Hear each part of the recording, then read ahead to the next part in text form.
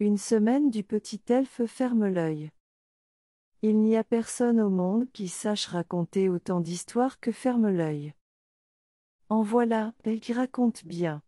Vers le soir, lorsque les enfants sont assis tranquillement à la table ou sur leur petit banc, arrive ferme l'œil. On l'entend à peine monter l'escalier. Parce qu'il a des pantoufles, il ouvre tout doucement la porte. Et psite. Il lance du lait dans les yeux des enfants avec une merveilleuse délicatesse, et cependant toujours en assez grande quantité pour qu'ils ne puissent pas tenir leurs yeux ouverts et, par conséquent, l'apercevoir. Il se glisse derrière eux, leur souffle dans le cou, ce qui leur rend la tête lourde.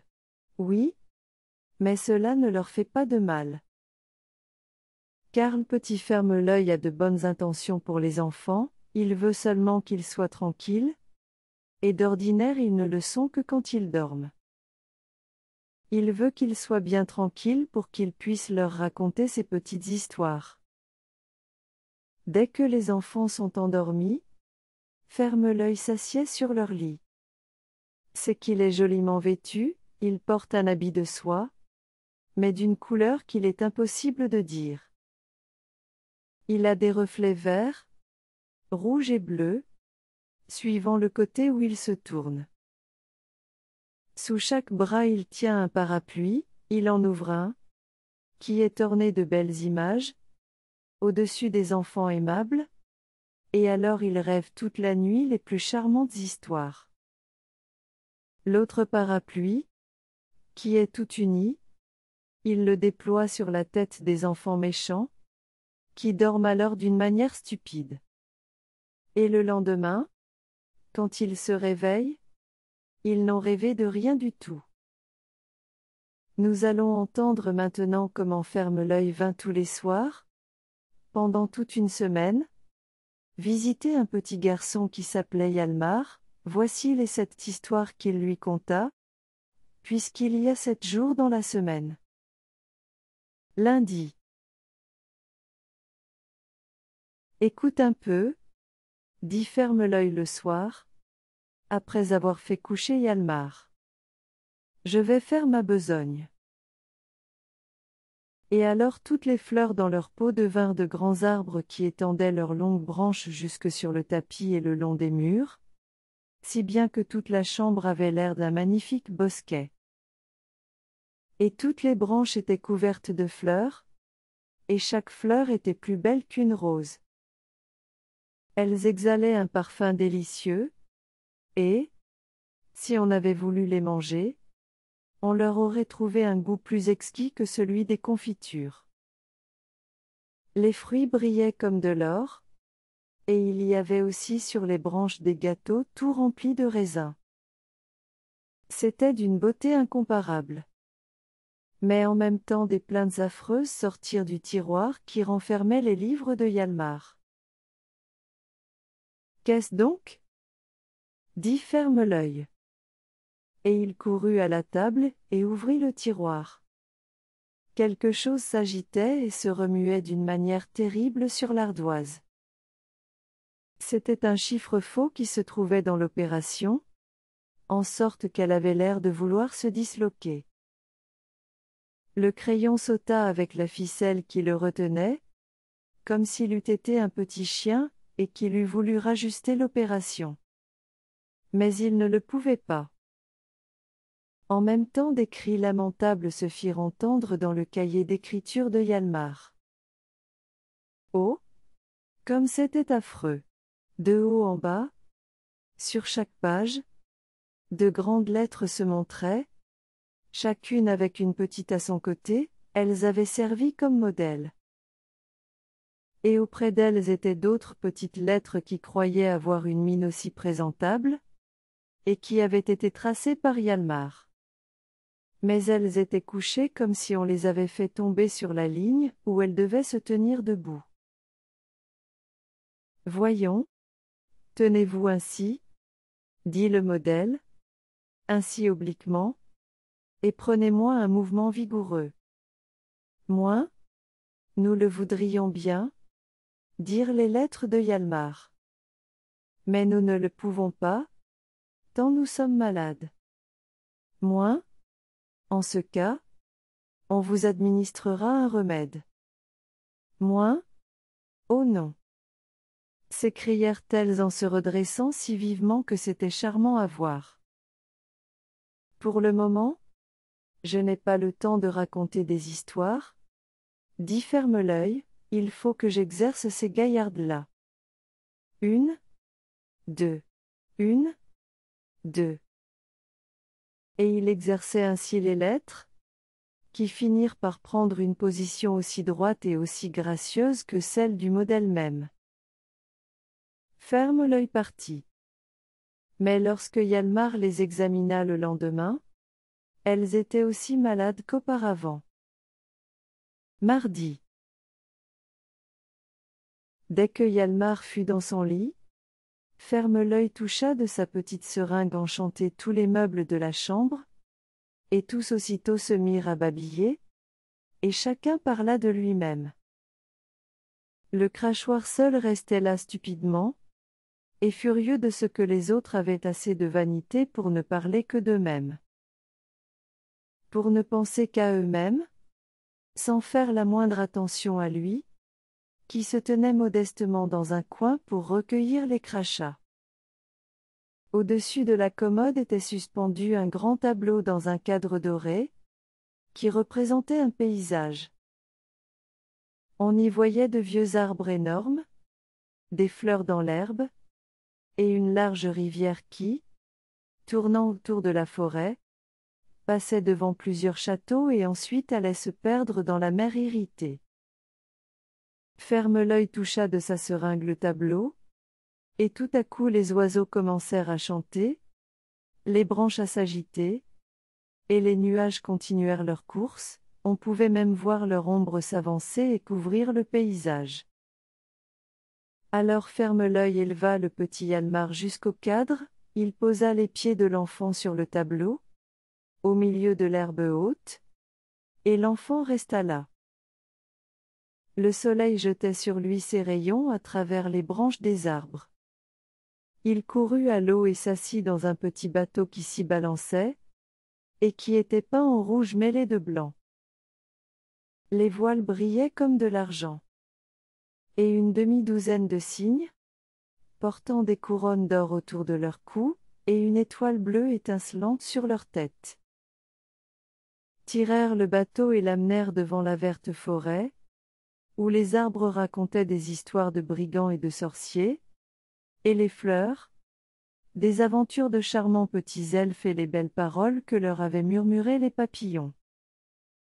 Des poissons magnifiques, couverts d'écailles d'or et d'argent, suivaient le bateau, de temps en temps ils sautaient, et l'eau rejaillissait avec bruit. Et derrière eux volaient deux troupeaux d'oiseaux, rouges et bleus, grands et petits. Les cousins dansaient, les hannetons bourdonnaient, tous voulaient accompagner Hjalmar, et tous avaient des histoires à raconter. En voilà une partie de plaisir.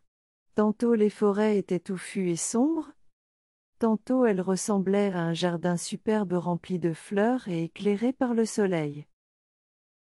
Çà et là se montraient de grands châteaux de verre et de marbre.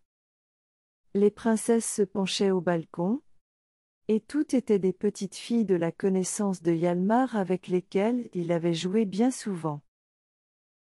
Chacune étendait la main et présentait aux voyageurs un petit gâteau fait en cœur, et d'un sucre si raffiné que jamais marchande n'en avait vendu de pareil. Hjalmar saisit le côté d'un cœur en passant. Mais la princesse serrait les doigts si bien qu'ils eurent chacun pour leur part un morceau, elle le plus petit, lui le plus gros. À la porte de chaque château les princes montaient la garde. Ils le saluèrent de leurs sabres d'or et lui jetèrent des raisins et des soldats de plomb. On voyait bien par là qu'ils étaient de véritables princes. Ainsi naviguait Hjalmar, tantôt à travers des forêts, tantôt à travers de grands salons, tantôt au milieu d'une ville.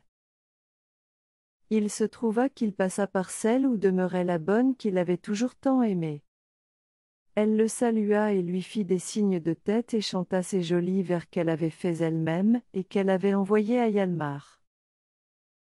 Le long du jour je pense à toi souvent, la nuit aussi, mon cher petit enfant. Que de baisers, Hjalmar, j'ai donné à ta bouche. À tes yeux, à tes bras, endormi sur ta couche. Tu bégayas pour moi ta première parole. Un jour, il a fallu pourtant te dire adieu. Va donc. Que le Seigneur te bénisse en tout lieu, petit ange lutin, dont je suis toujours folle. Et tous les oiseaux l'accompagnaient. Les fleurs dansaient sur leurs tiges, et les vieux arbres inclinaient la tête, absolument comme si le petit elfe ferme-l'œil leur racontait aussi des histoires. Mercredi. Comme la pluie tombait à verse, Hjalmar l'entendit en dormant, et lorsque ferme-l'œil ouvrit une fenêtre, l'eau était montée jusqu'à l'appui. Au dehors tout n'était qu'un grand lac. Près de la maison se tenait amarré un navire superbe.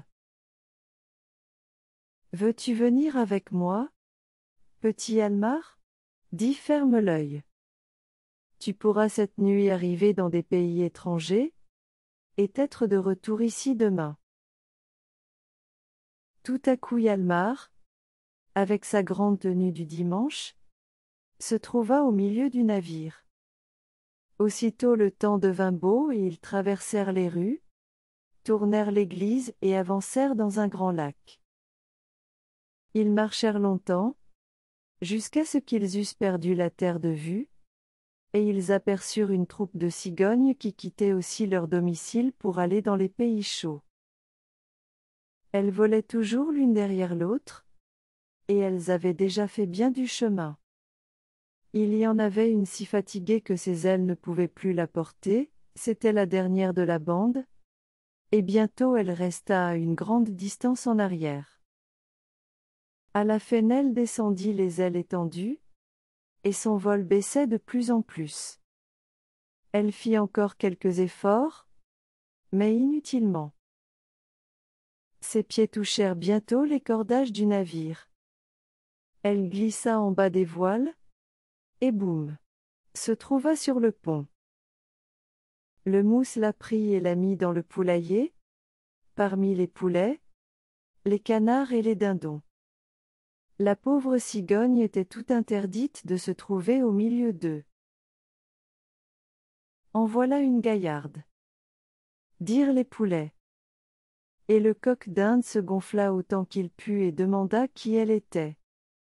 Et les canards marchaient en reculant et en se gourmant. Qu'est-ce que c'est que ça ? Qu'est-ce que c'est que ça ? Et la cigogne leur parla de l'Afrique brûlante, des pyramides, de l'autruche qui, semblable à un cheval sauvage, parcourt le désert. Mais les canards ne comprirent point et se gourmèrent de plus belle. Nous sommes probablement tous d'accord. C'est-à-dire qu'elle est stupide. Sans doute, elle est extraordinairement stupide, dit le coq d'Inde. Et il se mit à se rengorger, en criant « glou, ou, ou ». Alors la cigogne se tut, et pensa à son Afrique. Vous avez là de magnifiques jambes minces, dit le dindon. Combien les avez-vous payées l'aune ? Moins ? Couant ? Couant scrac ? Firent les canards en ricanant. Mais la cigogne avait l'air de n'y pas faire attention. Moins ? Pourquoi ne ris-tu pas avec nous ? Dit le dindon. Est-ce que ma question ne te semble pas spirituelle ? Peut-être elle est au-dessus de ton intelligence. Hélas ! Quel esprit borné ! Allons, laissons-la, et soyons intéressants pour nous-mêmes seulement.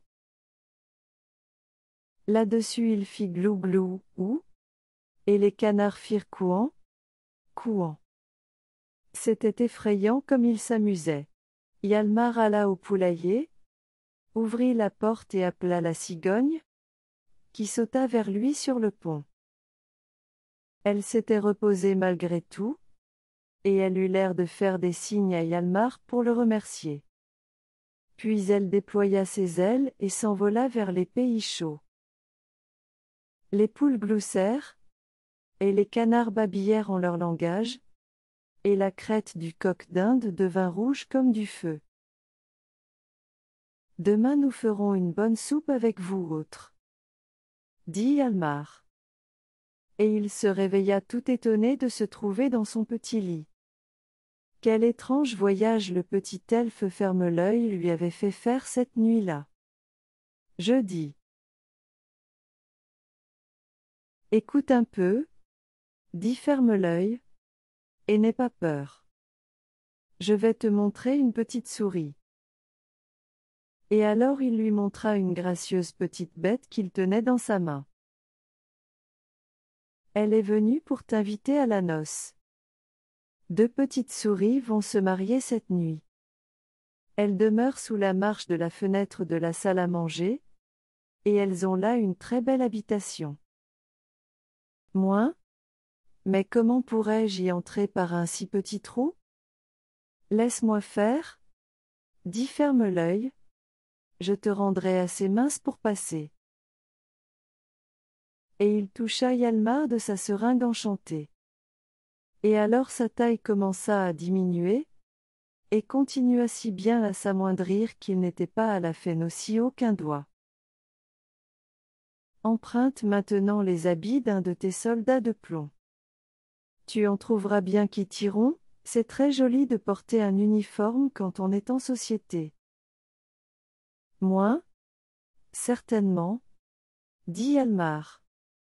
Et bientôt il fut habillé comme un joli petit soldat de plomb. Moi? Voulez-vous avoir la bonté de vous asseoir dans le dé de votre mère? Dit la petite souris. Et j'aurai l'honneur de vous traîner? Moi? Comment? Mademoiselle? Vous vous donnerez cette peine? Et ils arrivèrent ainsi à la noce des souris. Ils traversèrent d'abord sous la marche une longue allée qui était juste assez haute pour les laisser passer. Toute cette allée était illuminée avec du bois pourri qui brillait comme du phosphore. Ne trouvez-vous pas que cela sent bon ici? Dit la souris qui le traînait. Toute l'allée vient d'être frottée avec du lard. Oh! Que tout cela est beau! Puis ils entrèrent dans le salon. À droite se tenaient toutes les dames souris. Elles murmuraient et chuchotaient comme si chacune se moquait de sa voisine. À gauche étaient les messieurs, qui se caressaient la moustache avec leurs pattes. Au milieu du salon se trouvaient les futurs époux, ils étaient debout dans une croûte de fromage creusé, et ils s'embrassaient d'une manière effrayante devant tout le monde. Mais enfin ils étaient fiancés, et le moment définitif approchait. Il arrivait toujours de nouveaux invités. La foule était si grande qu'une souris risquait d'écraser l'autre. Les fiancés s'étaient placés au milieu de la porte, de façon qu'il était tout aussi impossible d'entrer que de sortir. La chambre, aussi bien que l'allée, avait été frottée de lard, et cette agréable odeur tenait lieu de rafraîchissement. En guise de dessert, on montrait un pois vert dans lequel une souris avait découpé avec ses dents les initiales des futurs époux. On n'avait jamais rien vu de si magnifique. Toutes les souris déclaraient que cette noce était une des plus belles qu'on pût voir, et que la conversation s'était fait remarquer par son bon ton, sa variété et sa délicatesse. Hjalmar retourna chez lui dans l'équipage qu'il avait amené. Il était heureux d'avoir été dans une société si distinguée. Mais aussi il avait été obligé de se réduire à sa plus simple expression, de s'amincir extraordinairement et de revêtir l'uniforme d'un de ses soldats de plomb. Vendredi. C'est incroyable comme il y a des gens âgés qui voudraient bien me recevoir souvent. Dis ferme l'œil. Ce sont surtout ceux qui ont fait quelque chose de mal. Petit chéri, me disent-ils quand ils ne peuvent dormir. Nous ne pouvons fermer les paupières, et nous passons toute la nuit en ayant devant nous nos mauvaises actions qui, sous la forme de vilains petits sorciers, sont assis sur le lit, et nous lancent de l'eau brûlante. Si tu voulais venir pour les chasser, et nous procurer un bon sommeil, disent-ils en soupirant profondément, nous te le payerions bien. Bonsoir. Ferme l'œil. L'argent est tout compté, près de la fenêtre. Mais je ne fais rien pour de l'argent, ajouta le petit elfe. Moi? Qu'allons-nous faire cette nuit? Demanda Hjalmar. Moi? Si tu en as envie, nous irons à une autre noce, bien différente de celle d'hier. Le grand joujou de ta sœur, qui ressemble à un homme et qu'on appelle Hermann, va se marier avec la poupée Berthe. En outre, c'est la fête de la poupée, et ils vont recevoir de bienheureux cadeaux. Moi? Ah! Je connais cela, dit Hjalmar. Toutes les fois que les poupées ont besoin d'habits neufs, ma sœur dit que c'est leur fête ou qu'elles vont se marier. C'est bien la 100e fois que cela se fait. Moi? Eh bien, ce sera la 101e noce ce soir, et après, il n'y aura plus rien. Aussi sera-t-elle extraordinairement belle. Regarde un peu. Et Hjalmar dirigea ses yeux vers la table.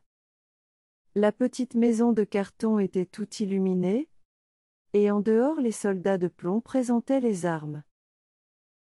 Les fiancés étaient assis tout pensifs et ils avaient leur raison pour cela sur le plancher, et s'appuyaient sur le pied de la table. Ferme l'œil, vêtue de la robe noire de la grand-mère, les maria.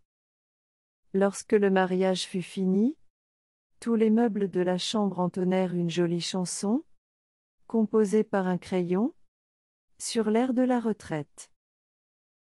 Puis les fiancés reçurent leurs cadeaux. Seulement ils refusèrent toute espèce de comestible, car leur amour leur suffisait. Allons-nous choisir une habitation d'été ou allons-nous voyager? Demanda l'époux. On consulta là-dessus l'hirondelle, cette vieille voyageuse, et la vieille poule, qui avait 5 fois déjà amené à bien ses œufs. L'hirondelle parla des pays chauds et magnifiques, où les raisins sont énormes, où l'air est si doux, où les montagnes sont de toutes les couleurs, comme on n'en voit jamais ici. Pourtant, dans ce pays-là, il n'y a pas de chou rouge comme ici, dit la poule. J'ai habité la campagne avec mes petits pendant tout un été. Là il y avait une sablière où nous nous promenions et où nous pouvions gratter tout à notre aise, nous étions admis dans un jardin renfermant beaucoup de choux rouges. Comme tout cela était magnifique. Je ne puis rien me figurer de plus beau. Moi? Cependant tous les jours se ressemblent, dit l'hirondelle, et il fait ici bien mauvais temps. Moi? On y est habitué, répliqua la poule. Moi? Mais le plus souvent il fait très froid, et il gèle. Moi? Cela fait du bien aux choux, reprit la poule. Du reste il a fait chaud ici. N'avons-nous pas eu, il y a 4 ans, un été qui a duré 5 semaines? Il faisait tellement chaud qu'on ne pouvait plus respirer. Ensuite, ici nous n'avons pas tous les animaux venimeux qui sont dans les autres pays. Nous y entendons rarement parler de brigands. Celui qui ne trouve pas que notre pays est le plus beau est un scélérat qui ne mérite pas de l'habiter.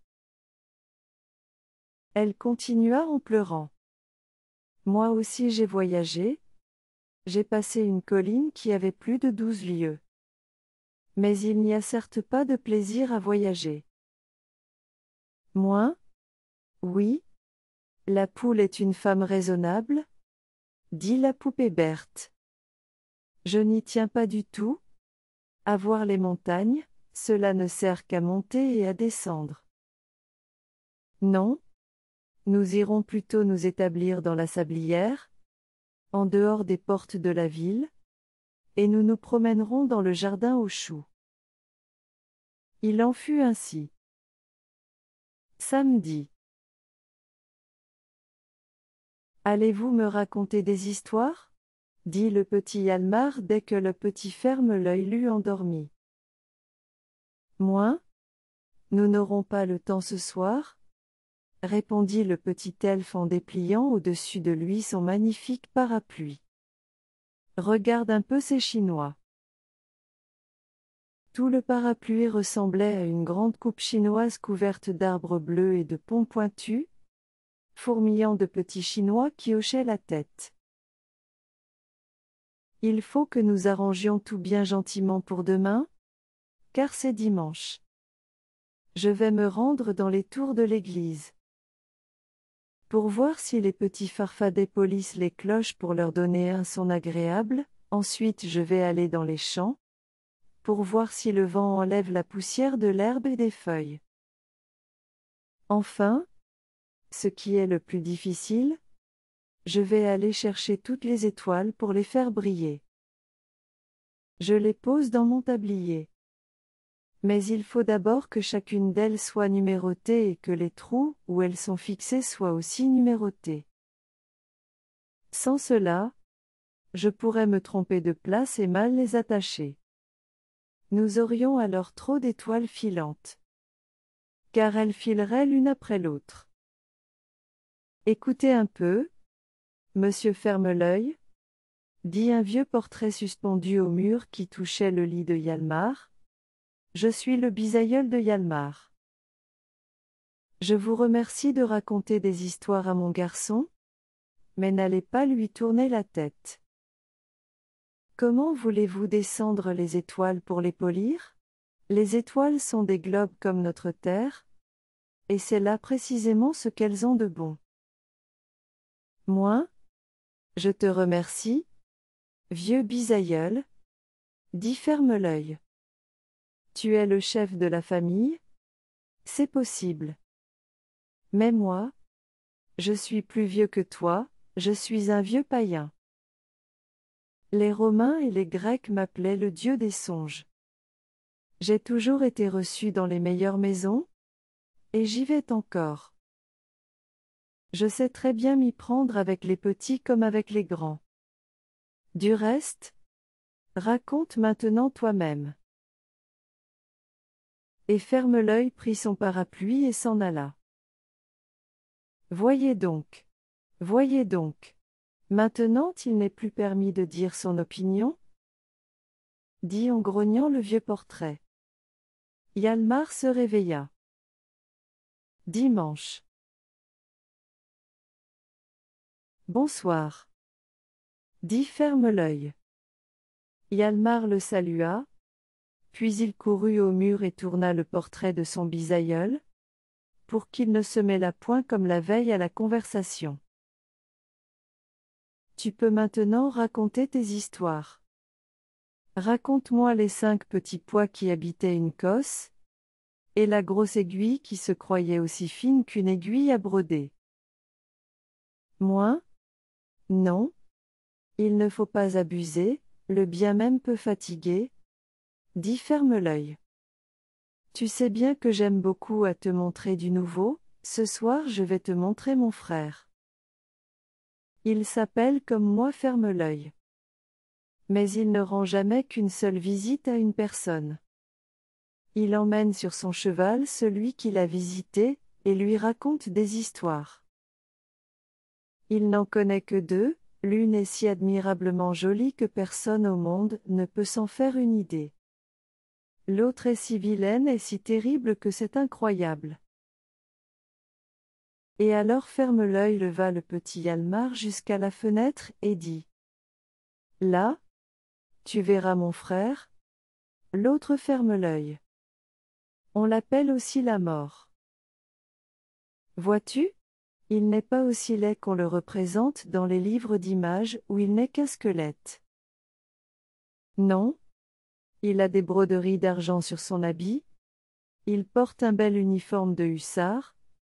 Un manteau de velours noir flotte derrière lui sur son cheval. Regarde comme il avance au grand galop. Hjalmar vit comment le frère de Ferme-l'œil s'avançait en faisant monter sur son cheval une quantité de personnes jeunes et vieilles. Il en plaça quelques-unes devant lui, d'autres derrière.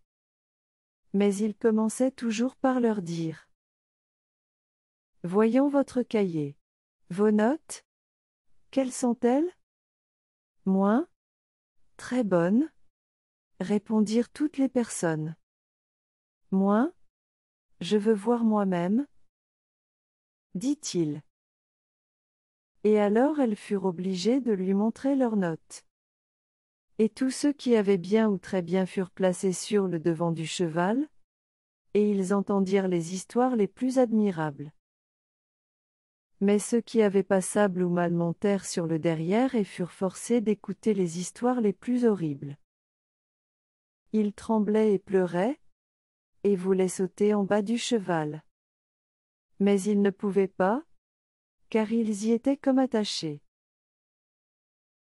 Cependant, Ferme-l'œil, ton frère la mort me paraît magnifique. Je n'ai pas peur de lui. Moins ?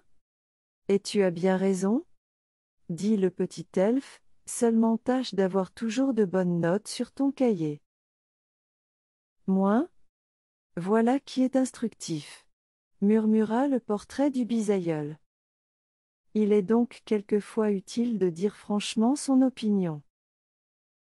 Et il parut satisfait. Telle est l'histoire du petit elfe Ferme-l'œil. Cher petit lecteur. S'il revient ce soir, il t'en racontera davantage.